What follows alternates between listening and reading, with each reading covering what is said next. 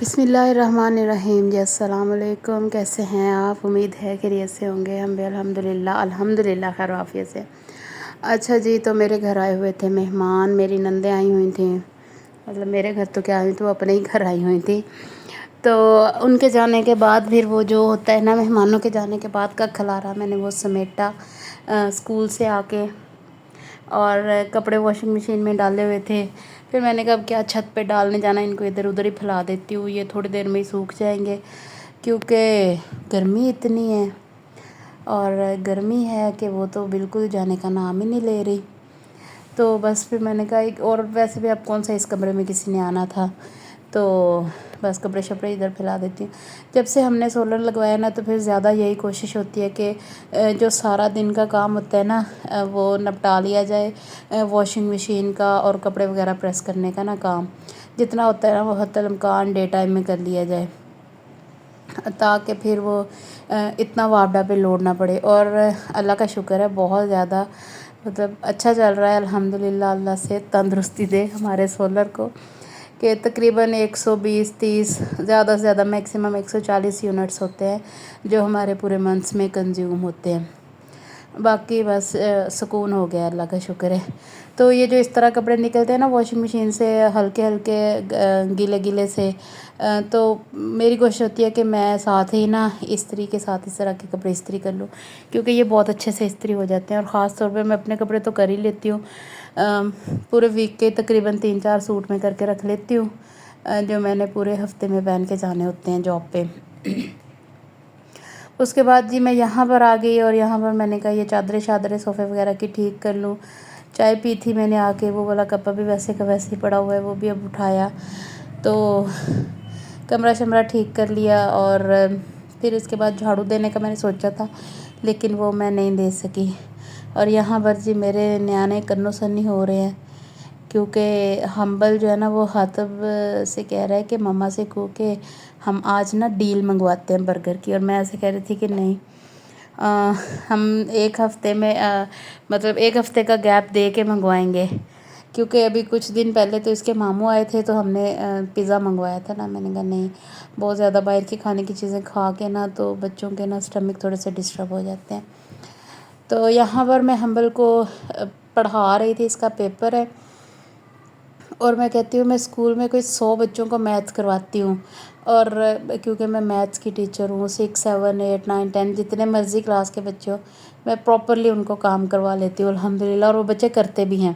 لیکن میرا اپنا بچہ نہ میرے سے پڑھتا ہے، نہ مجھے اس کو پڑھانا آتا ہے، میرا دماغ درد کرنے لگ جاتا ہے جب میں نے اس کے پیپر کی تیاری کروانی ہوتی ہے۔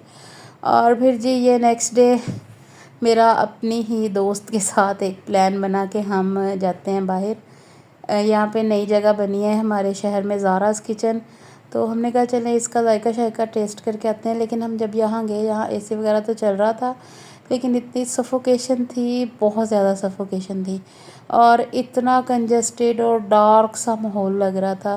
بلیک ہی ہر چیز کی ہوئی تھی، ڈارک کلر کی چیئرز، اور ہر چیز نا بلیک بلیک، کراکری بھی بلیک، اور بہت کنجسٹیڈ لگ رہا تھا۔ اینی ہاؤ کھانا ان کا ٹیسٹ اچھا تھا، لیکن مجھے تھوڑا تھوڑا اسپائسی لگ رہا تھا۔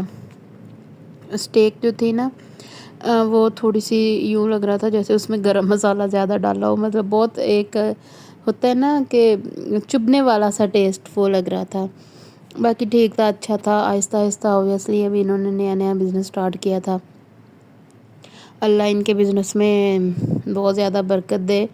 اور یہ بھی بڑی بات ہے، بزنس کا سٹارٹ لینا بھی بہت بڑی بات ہوتی ہے، بلکہ مجھے تو لگتا ہے سب کچھ بزنس کا سٹارٹ ہی ہوتا ہے، کہ جب تک آپ پراپرلی آپ کی تھنکنگ نہیں ہوتی تو آپ نے پھر کرنا ہی کیا ہے۔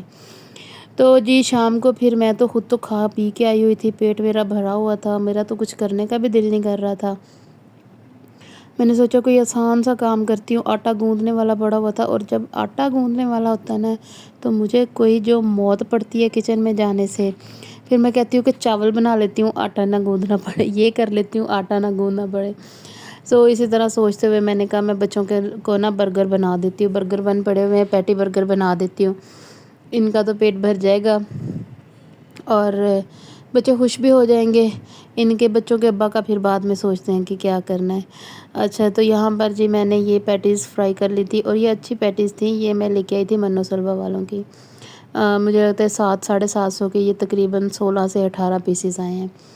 یہ پھر مجھے بہت ایزی لگتے ہیں کہ میں ہمبل کو بھی جب وہ بہت زیادہ ضد کر رہا ہو نا کہ میں نے برگر لینا ہے، برگر لے کے جانا ہے. میرے بیٹے کو برگر بہت پسند ہے تو پھر میں اس کے ساتھ بنا دیتی ہوں. یا سم ٹائم میں چکن کو بھی میرینیٹ کر کے رکھتی ہوں. کبھی اس کے والا بنا دیتی ہوں، کبھی صبح اگر ٹائم ہو تو چکن فرائی کر دیتی ہوں. کیونکہ میں نے خود بھی جانا ہوتا ہے جاب پہ. اگر تو گھر رہنے والی مدرز ہونا تو پھر تو میں کہتی ہوں کیا ہی بات ہے، ہم بچوں کی ہر فرمائش شاید میں بھی پوری کر لوں. لیکن کیونکہ جاب پہ جانا ہوتا ہے سو بہت ساری باتیں رہ جاتی ہیں، بہت سارے کام رہ جاتے ہیں، بہت ساری حسرتیں رہ جاتی ہیں بچوں کے کرنے والی. پیسہ تو ہوتا ہے لیکن ٹائم نہیں ہوتا. اور جو گھر رہنے والی عورتیں ہوتی ہیں ان کو لگتا ہے کہ شاید ہمارے پاس پیسہ بہت ہوتا ہے تو ہم سب کچھ کر سکتی ہیں. لیکن میں کہتی ہوں کہ ان کے پاس ٹائم تو ہوتا ہے نا اپنے بچوں کو دینے کے لیے. اور جی یہاں پر مایونیز ختم ہوئی تھی اور جب میں مایونیز لینے گئی تو پھر میں وہاں سے یہ چکن اسپریڈ لے کے آ گئی کیونکہ اس کے ساتھ ایک عدد ٹفن فری مل رہا تھا. وہ میں آپ کو اپنی نیکسٹ ویڈیو میں دکھاؤں گی. سو میں نے زیادہ پیسوں کا یہ زیادہ کوانٹٹی میں خرید لیا. اور پھر یہاں پر جی چاول پڑے ہوئے تھے. میں نے اپنے میاں سے پوچھا کہ آپ کو چاول بنا دوں؟ کہتے نہیں مجھے بس روٹی بنا دو.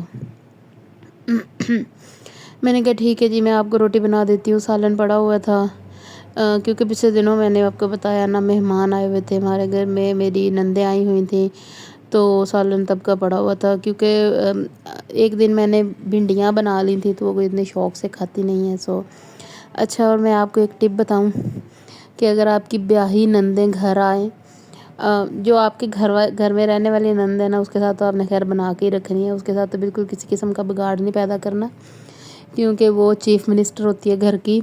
اور اگر آپ کی بیاہی نندیں گھر آئیں نا تو یقین کریں آپ کو صرف اپنی زندگی کو شانت کرنے کے لیے 2 چیزیں چاہیے ہوتی ہیں. ایک ٹیپ جو آپ منہ پہ لگا لو اپنے ہونٹوں پہ، اور دوسرا 2 کاٹن کے پیسز جو آپ اپنے کانوں میں دے لو بس. بلکہ میں تو کہتی ہوں سسرال میں کامیاب ہونے کا طریقہ یہ ہے کہ منہ نو ٹیپ لا لو تے کنا چ روح دے لو، نہیں تو کوڑا تیل پا لو. اللہ اللہ خیر صلی اللہ. اور رات کو میں خیر ہمبل سے کہتی میری ٹانگیں بہت درد کر رہی ہیں تو میرا پتر جو ہے نا وہ بادل نخواستہ میری ٹانگیں دبا رہا تھا.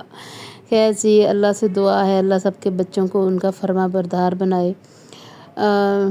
بس یہیں تک تھا میرا ولاگ. تھینک یو جی. اللہ حافظ.